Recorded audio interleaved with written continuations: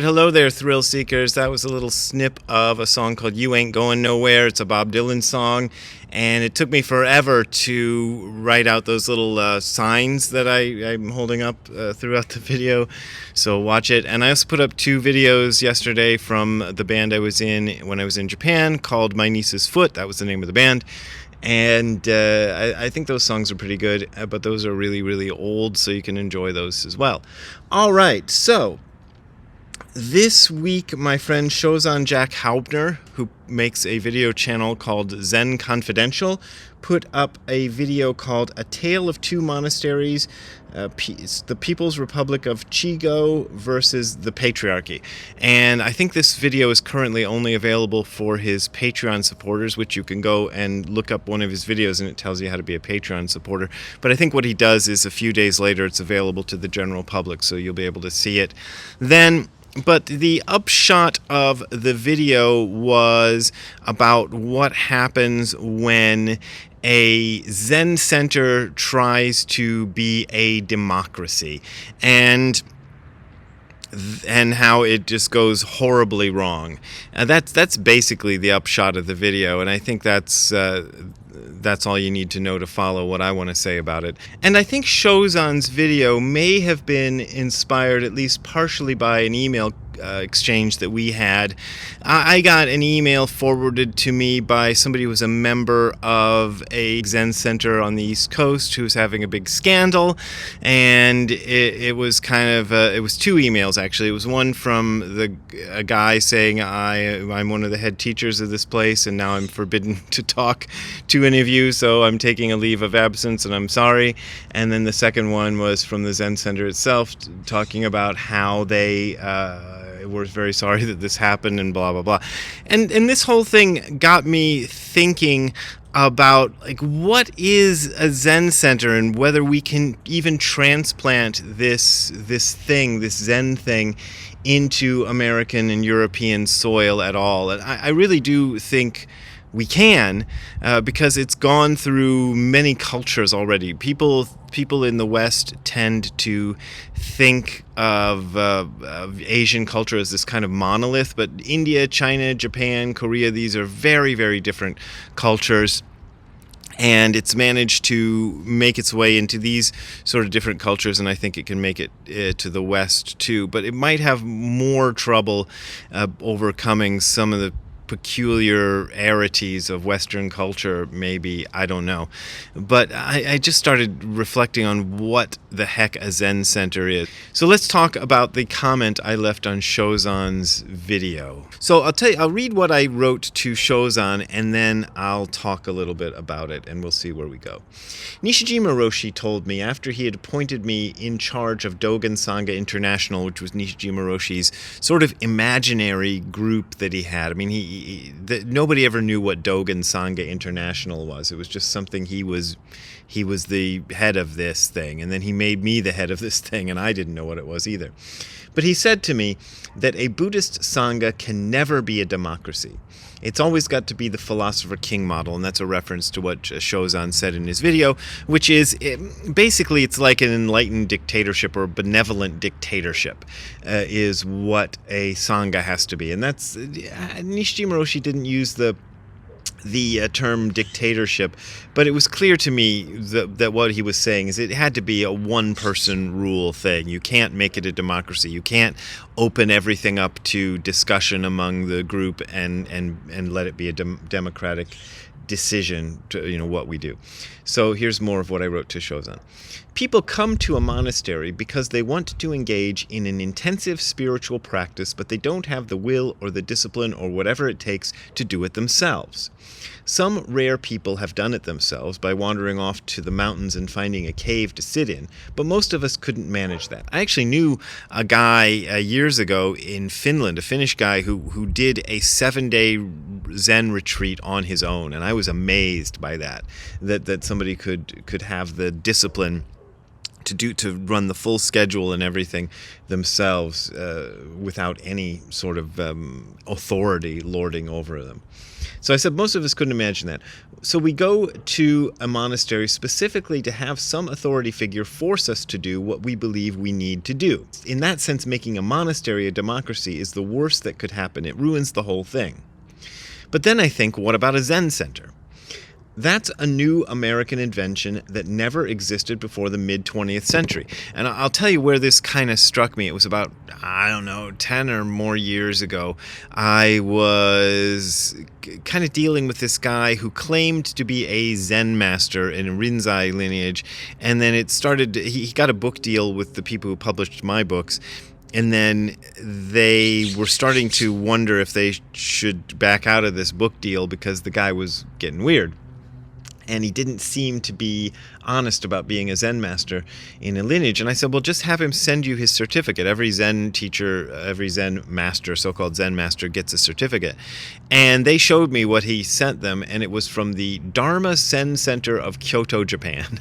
And I was like, this is the first time it occurred to me that there's no such thing as a Zen center in Japan. There might be nowadays, because I haven't lived in Japan for about 20 years now, so it's possible there's some organization in Japan these days calling itself a Zen center. Maybe there's Zen centers in other countries too. But basically, the whole model of the Zen center is a new American invention. So let me finish reading. Before that, you either had monasteries or temples, both of which were thoroughly undemocratic. These days, Westerners demand democracy. When I tried to start a Zen center, I was forced to have a board of directors who basically decided they didn't need me anymore, even though the place could not have existed had I not started it. When we were a weekly sitting group, people seemed okay with the idea of me being the supreme leader. Once it became a more stable sort of entity, a Zen center, that was no longer acceptable. Our practice suffered because of that. I left because I could no longer see any reason for me to be there, among other things. They figured they could do it all themselves, so I let them. One big problem, I think, is that there are very few people who really understand what needs to be taught and practiced. It's a rare thing. But Americans are especially prone to think, hell, I could do that, about just about anything. When the reality is most of us can't. And that's where I ended the comment I made on Shozan's video. And this is something I've thought about for a long time. The model that most of us are following in America, and that I tried to follow with a total lack of success, is the model started by the San Francisco Zen Center. And I don't even know where I would research this, so I haven't researched this because, like I said, I have no idea if anybody's ever looked into this. But as far as I know, the Zen Center is like I said to Shozan, an American invention, and I think it's because probably the people at San Francisco realized they weren't really a temple and they weren't really a monastery, so they decided there's something else, and they came up with this thing called Zen Center. And now there's places all over the United States. I think there's places in Europe too, which are calling themselves Zen Centers and running on that model. And the Zen Center usually tends to be this kind of semi-democracy where you have a teacher who's sort of in charge of the spiritual part of the thing, and then you usually have a board of directors who are ostensibly in charge of just making sure that the lights are running and that we can keep the place going, and that's what the board of directors is for. This is how it was explained to me when I was sort of talked into accepting this model as the way we would run things at the place I started in LA. And what I found more and more, and this probably is largely my fault because I'm not a good dictator, but what I found more and more is that the democracy was starting to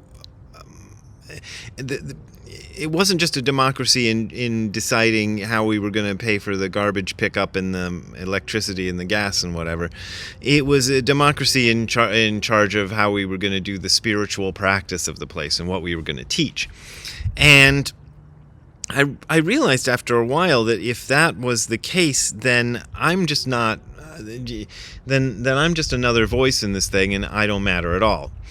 And so I walked out. And my problem personally, if you want to know, is that I'm just a terrible leader. I'm not I've never been good at that sort of thing. Like when I've been in bands, I've always much preferred a situation where I'm just the bass player or occasionally the guitar player who works with the other people and just kind of lets the other people take the lead. That's what happens in Zero Defects, and that's what I like. When I had my own band for a while, we didn't get very far, and I think that's because I was such a bad leader. I couldn't keep the thing together. But what I said towards the end of that is that it's a very rare thing for someone to really understand what this practice is about. You know, you might think it's simple. You might think you can read a book about it and get it, and maybe intellectually speaking you can, because it's not, you know, especially Zen practice is super simple. I mean, I called my second book "Sit Down and Shut Up" because I thought that was is that 5 words? Yeah, I thought that was a 5-word encapsulation of Zen practice. Sit down and shut up. That's it. That's what you do. And you might think, okay, yeah, anybody can just tell the people to sit down and shut up, and we can just go on from that, and we can read from books, and we can talk about what we think this means, and everybody can have their say, and we can have discussion groups, and that's what the place I had in LA devolved into. It devolved into a bunch of people having little discussion groups, trying to decide what they thought these things meant, and nobody in the group knew what it meant, and I felt like. And in this, I'm trying not to sound arrogant here, but I felt like the only times that the discussion groups went anywhere useful was when I was there, because I was the one who understood. And again, I don't say this arrogantly or like, look at me, I'm the king of everything, but I do feel that for reasons I can't understand, I am one of that small group of people who understands what Dogen's practice is about and how we can do it, and at least my way of doing it, at least a way that's filtered through this meat machine and comes out in a certain form. I'm one of the few people who can do that, and this is how the Sangha model is built. You have the original Sangha, which was Buddha, and Buddha invented the damn thing. So there's no real dispute over whether he knows what it's about, because he invented the damn thing. But then he passed that on to Mahakashapa, and Mahakashapa passed it on to Ananda, and so on and so forth. And it comes down to today when Nishijima Roshi passes it on to me. He also passed it on to some other people. But I'm the one who's here in California. So, and I'm the only one for miles and miles and miles who's had it passed on from him. And that actually has some significance. And unfortunately, I'm the only one who can do this thing. That doesn't mean I'm the only one in the world who can do this thing, but within this sort of nebulous region that I inhabit, I'm the only one who can actually run it. And the fact that I'm terrible at running things and terrible at being a dictator is really, that's what makes it really sad, because I'm not good at it. What it takes for something with me as the leader to function is for everybody to be willing to accept that, and to the point where they can't accept it, to just go away. and I'm not trying to be mean, but it's just not going to work. It's not going to work if we have to get a committee together to make a decision about how we're going to teach and how we're going to practice. It isn't going to work. Yeah. So when I see this thing that happened with this East Coast Zen Center, I can see that they're a democracy. And I don't know what this guy did, or if he ought to step down or whatever, but it's a democracy, and so everybody's got to come in and weigh in on it and decide and make it happen. And God bless him. Like I said, I don't know what this guy did. It might have been something horrible, or just seeing how these things go. It could be anything from a horrible criminal activity to something that if he wasn't a teacher in a Zen group, nobody would even care. But the Zen group cares intensely about it. That happens too. So I don't know which of those it was, but I do feel that the democratic nature of things just ends up watering down the teachings. It waters down the teachings, and it waters down the practice to the point where it kind of doesn't matter. It might as well just be any sort of support group for anything. It might as well be a 12-step group hanging out together and talking about how I'm a meditator. And I've been a meditator for 40 years, and I'm trying to stop. Something like that, and give me a chip for each day that I skip meditation. It ends up being something like that.